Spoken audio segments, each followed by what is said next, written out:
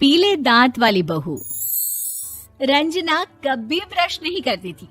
उसे कितनी बार उसके माँ बाप ने डांटा, लेकिन उसका कोई असर उस पर होता ही नहीं था, जिस कारण से उसके दांत पीले पीले हो जाते हैं। शादी के बाद।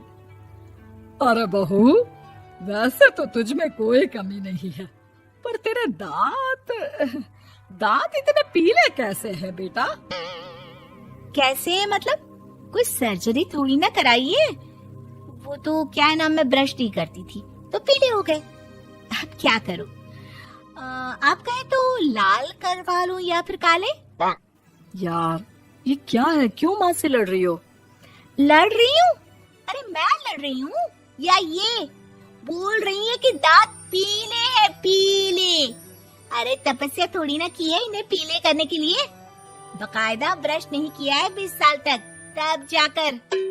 छी, कैसी बात कर रही हो? ये उस वक्त तो पीले नहीं थे जब हम लोग तुम्हें देखने आए थे। अरे तब साफ करवा लिया होगा डेंटिस्ट के पास जाकर। अब देखो कैसे पीले पीले लग रहे हैं। रंजना सास की तरफ गुस्से से देखती है।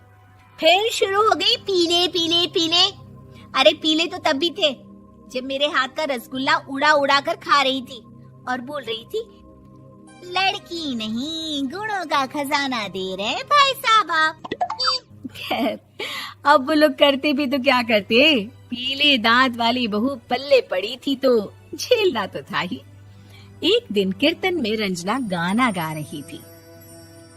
अरे कमला बहन, माँ का द्वार है, यहाँ तो सब शुद्ध होकर आते हैं, फिर अपनी बहू को ब्रश भी नहीं करवाती तुम।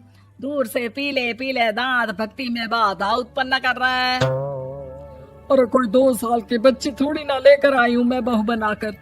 अच्छी खासी लड़की है, अरे कैसे करवाऊं ब्रश? ये तो उसे खुद करना चाहिए ना। अब माँ बाप तो इसके जैसे तैसे निपटा दिए, ये नहीं सोचा कि सास कैसे संभालेगी। सास बहू को लेकर घर आ जाती है, लेकिन सोच लेती है कि अब इसे लेकर कहीं नहीं जाएगी। अगले रोज बहू कहती है, अरे क्या हो गया, मंदिर नहीं जाना क्या? कीर्तन का वक्त हो रहा है। मेरी मधुर वाणी से कान्हा जी जागते हैं और सोते हैं। आप तो जानती है ना उनकी भक्ति में कितना मन लगता है मेरा। वो क्या है ना, तबीयत ठीक नहीं लग रही है मेरी, आराम करूंगी मैं। तबीयत ठीक नहीं लग रही? अभी तो मिथुन के गाने पर नाच रही थी आप, और अब बोल रही है कि तबीयत ठीक नहीं लग रही। अरे भक्ति में मन लगा लो सासू माँ, ऊपर जाना है, क्या मुंह दिखाओगी आप? हाँ? सास को बहू की बात पर गुस्सा आ जाता है। मैं क्या मुंह दिखाऊंगी, इसकी चिंता तो ना कर, समझी? अपने मुंह की चिंता कर, जो ये पीले पीले दांत लेकर हर जगह पहुंच जाती है। पता है लोग कितना मजाक बनाते हैं। ना जी ना, मैं नहीं जाना कहीं तेरे साथ। तो ये बात है। कोई ना, मत जाओ, मैं अपने कमरे में ही बैठकर भक्ति कर लूंगी। ऊपर वाला दांत थोड़ी ना देखता है, मन देखता है, भावना देखता है। और अरे बस बस, तू सब कुछ दिखा, बस ये सफेद चमकदार दांत ना दिखाना किसी को, है? जा यहाँ से। बहू को सास की बात का कोई फर्क नहीं पड़ता, वो तो जैसी थी वैसी ही रह जाती है। सुबह नहाकर किचन में खाना बनाना, फिर खाना खाना, कीर्तन भजन करना और सो जाना। एक दिन, माँ जी मैं सहेली के घर जा रही हूँ, शाम को लेट आऊंगी। हाँ हाँ तो जाना, मैंने कौन सा तेरी आरती करनी है घर पर बैठकर। रंजना सहेली के घर जाती है, जहाँ वो पार्टी में जाने की तैयारी कर रही होती है। अरे शिखा, कहाँ जाने की तैयारी कर रही है? मैं गलत वक्त पर आ गई क्या?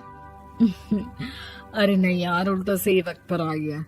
मैंने ये साड़ी और ज्वेलरी निकाली है यार, शाम को इनके ऑफिस की एक पार्टी में जाना है। बताना कैसा लग रहा है ये सब? नहीं यार, इस ड्रेस के साथ तो वो वाली ज्वेलरी अच्छी लगेगी। हाँ हाँ सही बोल रही है, मैंने ध्यान ही नहीं दिया। वैसे तो हमेशा से मस्त फैशन सेंस रखती है। तो बड़ा जाती होगी ना पति के साथ पार्टी में। रंजना कुछ नहीं बोलती, बस सोचती है कि यार काश ये बात सही हो जाती, पर मैं क्यों नहीं जाती पार्टी में? क्या इन लोगों की कोई पार्टी होती नहीं होगी? रंजना घर आती है और रात में पति से सवाल करती है, एक बात बताइए, आप मुझे किसी पार्टी में क्यों नहीं ले जाते? क्या आपके यहाँ ऑफिस में पार्टी नहीं होती? पति बेचारा क्या कहता कि दांत पीले हैं तुम्हारे इसलिए। अरे कोई पार्टी होती नहीं हम लोगों के ऑफिस में, तो कहाँ से लेकर जाऊं? और मार्केट, मॉल, कहीं वीकेंड घूमना, कहीं तो। अरे यार, सारे हफ्ते में एक छुट्टी मिलती है, तो सोचता हूँ कि आराम ही कर लूं। क्यों? रंजना मन मार के रह जाती है। पहले कभी सास के साथ मंदिर जाया करती थी, लेकिन वो भी सास ने ले जाना बंद कर दिया। घर बैठी बैठी रंजना बोर हो जाती है। तभी उसे आइडिया आता है और वो मायके जाने का सोचती है। सासू माँ, 2 दिनों के लिए मम्मी के घर जा रही हूँ। अच्छा ठीक है, आराम से जा।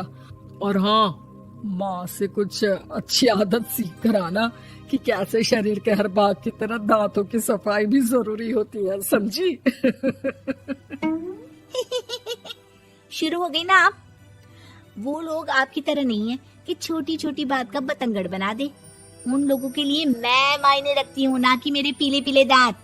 रंजना माँ को बिना बताए उन लोगों को सरप्राइज देती है, लेकिन जैसे ही वो दरवाजे पर पहुंचती है, अंदर देखती है कि घर वाले कहीं जा रहे होते हैं। अब माँ, काश रंजना दीदी के दांतों वाली प्रॉब्लम नहीं होती, तो वो भी हम लोगों के साथ चलती ना बुआ जी की बेटी की शादी में। हाँ बेटा, लेकिन अब उसे कौन समझाए कि उसको उसके पीले दांत नहीं दिखते, लेकिन उसके आसपास के लोगों को कितना एम्बैरेसिंग फील कराते हैं। मुझे तो कितनी बार उसके स्कूल की टीचर ने शिकायत की कि उसके साथ कोई लड़की बैठना भी नहीं चाहती, और ना ही कॉलेज में कोई उससे बात करना चाहता था। लेकिन पता नहीं क्यों उसे ये बात समझ में ही नहीं आती। कोई कमी नहीं है उस लड़की में, बस यही कि दांत पीले हैं। वो तो भला हो जीजाजी और उनकी माँ का, जो दीदी को जैसी है वैसे ही रखा हुआ है। रंजना को अपने घर वालों की बात सुनकर बहुत दुख होता है। वो सोचती है कि वो क्या करे, लेकिन फिर वो सीधा डेंटिस्ट के पास जाती है, अपने दांत चमकाती है और कसम खाती है कि वो रोज ब्रश करेगी। अरे क्या हो गया? तुम तो 2 दिनों के लिए गई थी ना, पर कोई ना, अच्छा है, चलो आ गई तो। रंजना सास के सामने आकर खड़ी हो जाती है और पूरी स्माइल करती है, उसके चमकदार दांतों को दिखाती हुई। चले मंदिर। माँ, मुझे माफ कर दीजिए, मैंने आप लोगों को बहुत एम्बैरेसिंग फील करवाया। मैं आज से रोज ब्रश करूंगी।